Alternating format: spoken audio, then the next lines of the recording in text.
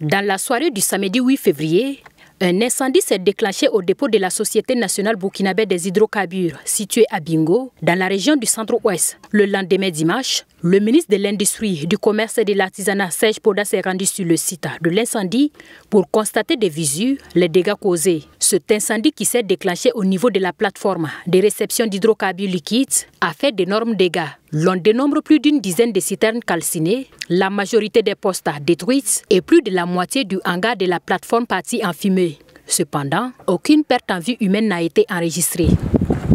Comme vous le voyez, le constat fait, il y a quelques postes, un certain nombre de postes, la majorité des postes en tout cas qui est détruite.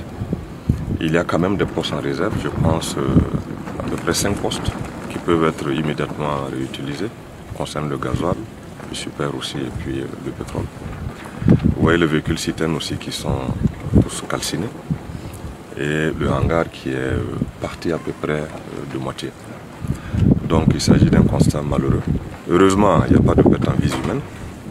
Nous remercions Dieu pour cela. Vous le savez, les bacs de réserve sont à quelques mètres de cette plateforme.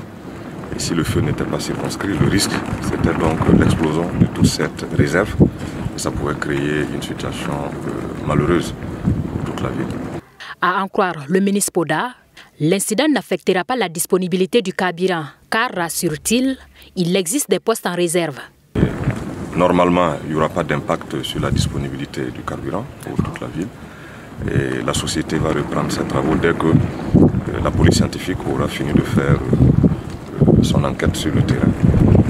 La société va reprendre donc la mise en marche de quelques postes qui peuvent toujours servir pour que très rapidement, dès demain, on puisse avoir une situation qui revienne progressivement à la normale. Pour éviter de tels incidents, le ministre de l'Industrie, du Commerce et de l'Artisanat dit avoir instruit le directeur général de la SONABI à durcir davantage les mesures de prévision. Selon le communiqué de la SONABI, les causes de cet incident restent pour l'instant indéterminées et une enquête interne serait en cours afin d'élucider les circonstances.